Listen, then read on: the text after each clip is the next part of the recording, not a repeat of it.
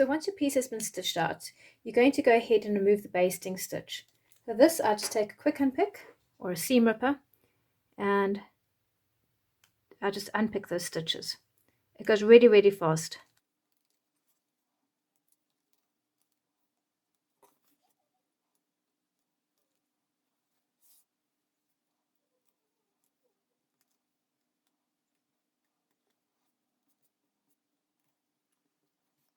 So now that my basting stitches are done, I'm going to go ahead and cut my piece out of the stabilizer. To do this, just fold your fabric back and with a rotary cutter, just cut along the batting edge. When you do this, be careful you don't cut your fabric.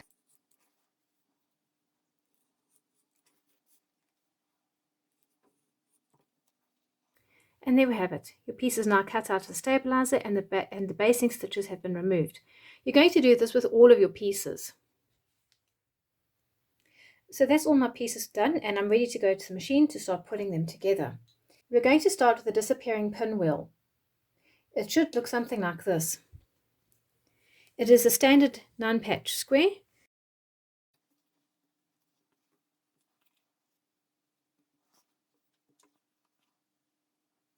So to join these pieces, you're going to stitch them in strips of 3, and then you're going to join them. From there, you're going to add on your flying geese edgings.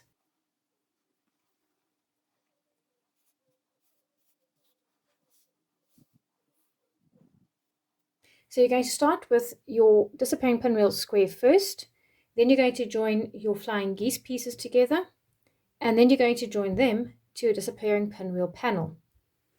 You'll be doing all the sewing with a 1/4-inch sewing foot.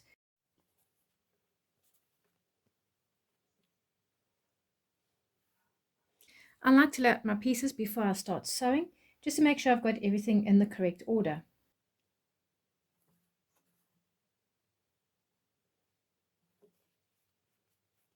When joining your pieces together, just match those edges up and then you can sew them. Just match them very nicely along the edges and you can sew them together. If they move, just nudge them before you start sewing.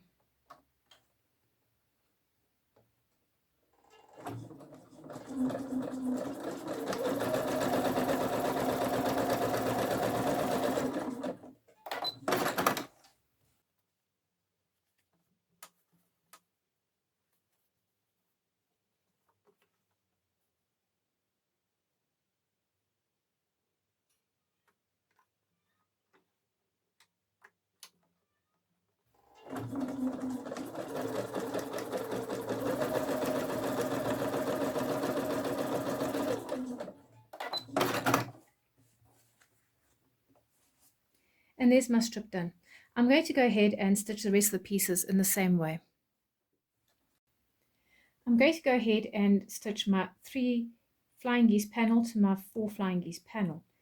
Again, just check your seams so that they nest properly when you sew them together.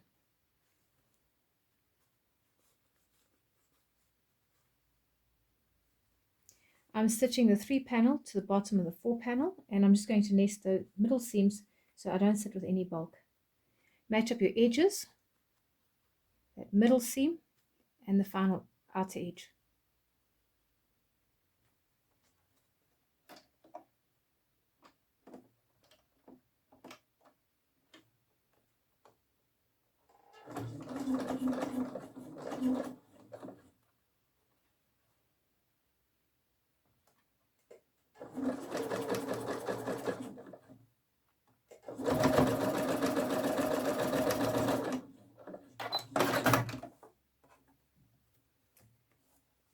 And there's my nice flying geese panel. I'm going to go and do the rest of them, and I'll be back in a minute. I've stitched all my strips together and now I'm going to give them a quick press. So when it comes to putting your pieces together and to press the seams, you want to be sure that the seams go in opposite directions to each other. So for this strip, I want the seams to go to the outside. For the middle strip, I'm going to make it so the seams come to the inside. And for the other outer strip, I'm going to make sure that the seams go to the outside. You don't want the seams on top of each other, otherwise it's going to create unnecessary bulk in your seams.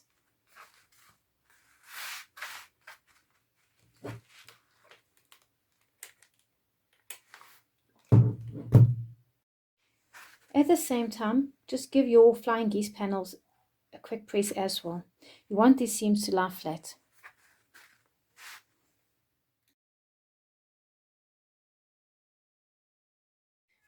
Once again, I'm just going to match my edges and make sure my seams are nicely nested, and I'm good to sew.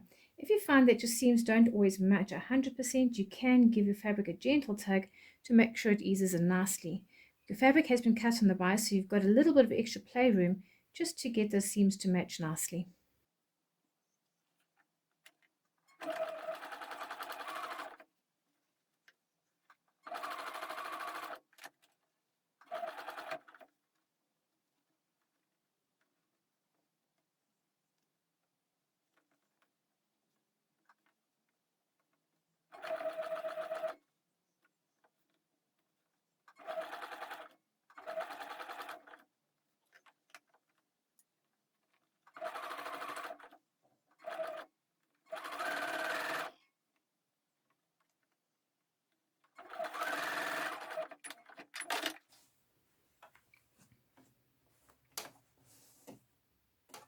Now to stitch on the other panel, and then the two flying geese panels, one this side and one on the other side. And that's my quilted panel for the tote completed. The flying geese panel, the disappearing pinwheel panel, and of course the secondary flying geese panel.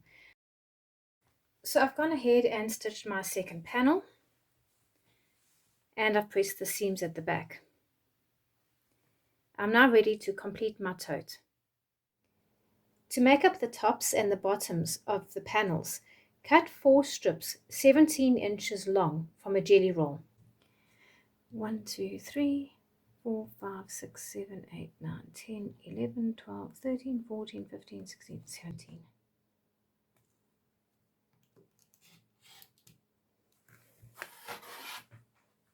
These strips are going to go at the top and at the bottom of each of these panels. So it'll go on at the top and also at the bottom.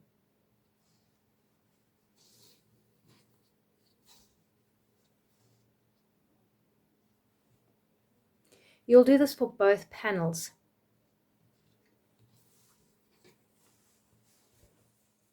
Okay, so I've gone ahead and sewn on my borders on the top and the bottom. I'm just going to give this a quick press.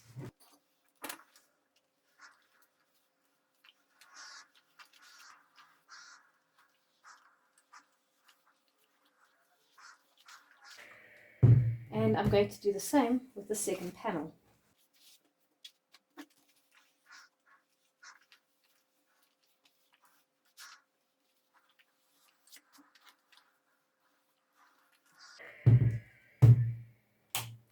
As you can see, I have a few pieces of fabric sticking out, and I'm going to cut those off shortly. As you can see, I have some fabric peeking out over these edges, and I'm going to go ahead and just quickly trim them back.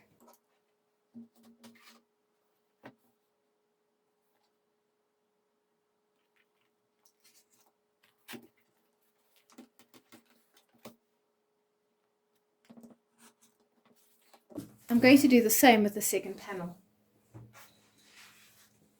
It just makes it easier for when you want to put the pieces together, then you don't have all funny uneven edges.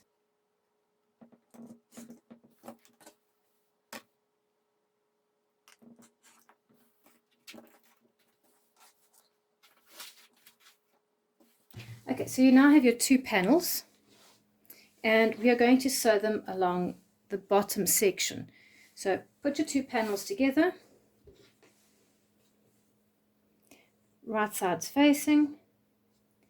This is the top section, and this is going to make up the base of your bag.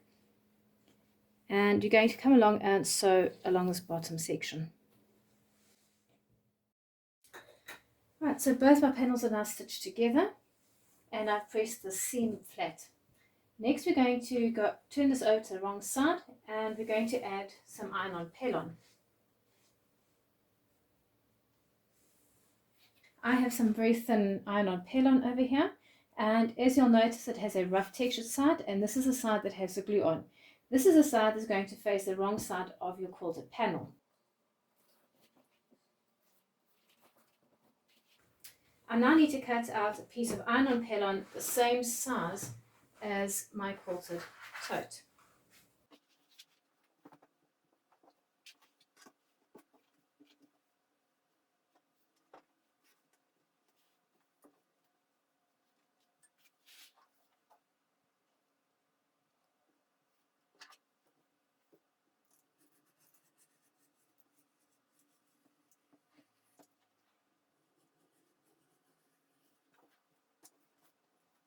I'm taking this to iron and I'm going to go iron on the pelon.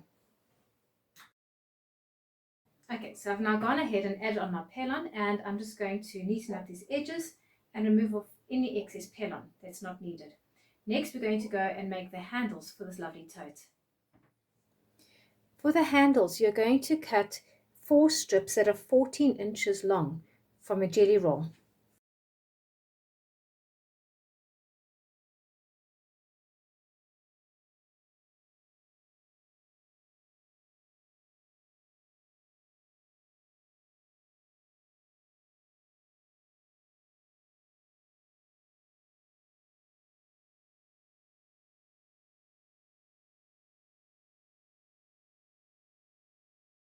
And I'll go ahead and cut out the last piece now.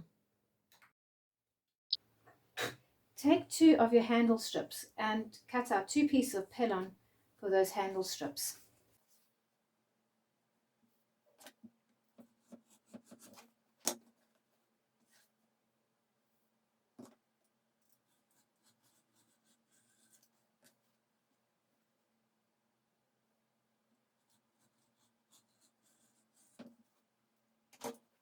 You're going to iron the pelon to each of these handle strips.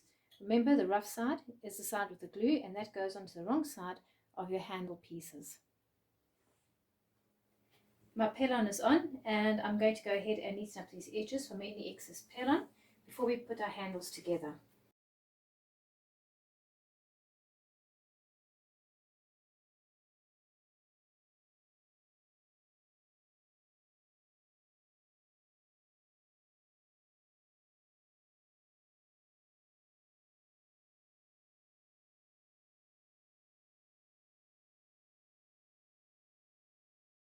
You're going to place your other fabric strips onto each of these handle strips, right sides together, and you're going to sew a 1/4 inch seam along this edge and that edge. We're then going to turn these handles right side out. So I've now turned my handles the right side out and I've pressed them. I'm going to go and do a little bit of top stitching along the sides of each of these handles, just for the finish of the decorative edge. Now that my handles are done, I like to baste them in place so they don't move when it comes to finishing up your bag. So I'm going to use this middle panel as a guide, and I'm going to place the one edge over there, and I'm going to fold it over and bring it in to match. I'm going to now baste along the top side over here and over there. I'm going to do the same on the other side of the bag. I'm going to match the handles up according to the middle panel, top stitch here, and I'm just going to baste it on the other handle over there too. I have basted my handles in place, and I have used a 1/8 of an inch seam when I did the basting of the handles. We're almost done with this bag, and our next step is to actually cut out the lining. So I'm going to take a piece of lining fabric and I'm going to cut it the same size as my tote. When cutting out your lining, make sure your handles are inside of your tote. You don't want to cut them off accidentally, and you don't want to nick the fabric.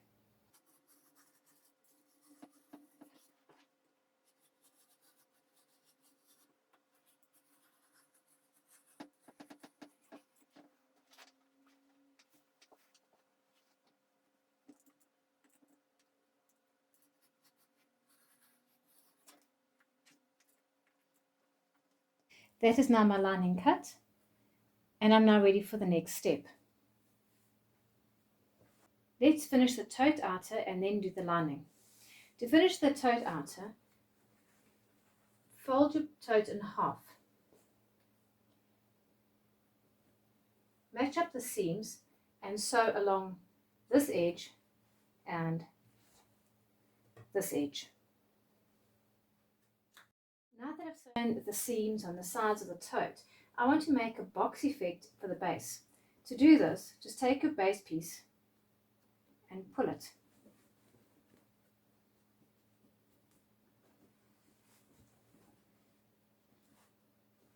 Match up the side seam with the base. You're then going to sew along here. I'm going to use the base stitching as a guide where to sew. I have stitched in about 1.5 inches from the point. This excess fabric you can go ahead and cut off, leaving a 1/4 inch seam from your stitching line. I've done both sides of the bag, and this is going to give your tote a lovely base with a nice square edge.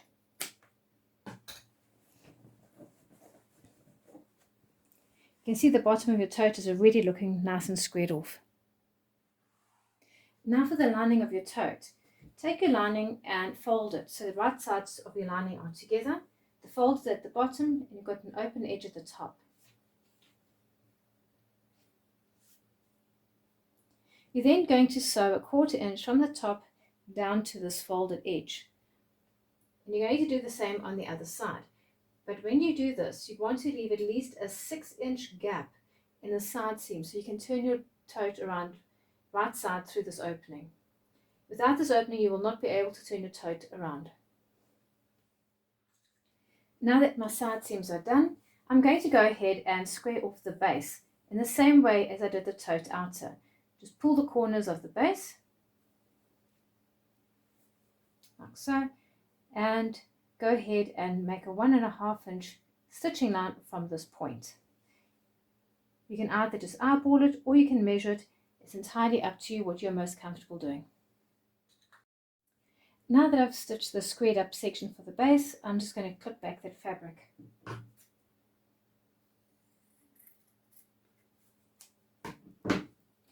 And I'm going to do the same on the other side.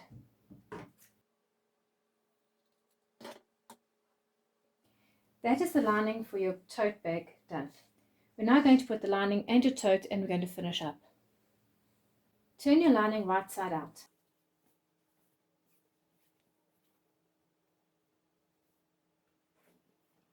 Place your lining to the inside of your tote. Right side of fabrics match.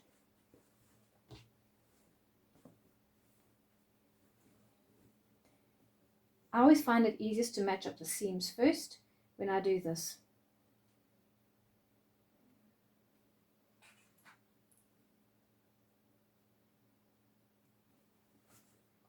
Make sure the handles are to inside between your outer tote and your lining.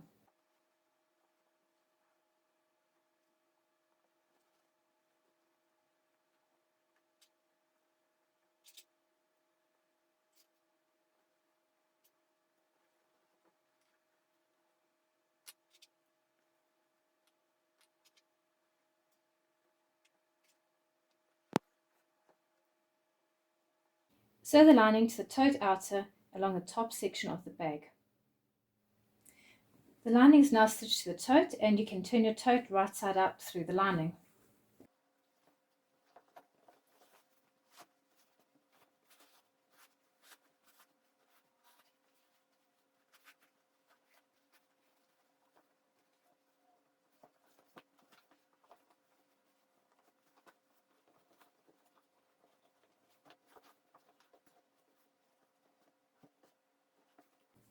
And there's your tote done. All that's left is to take and close its opening in the seam. And I'm going to do a little bit of top stitching along the top edge of this bag to hold the lining nicely in place.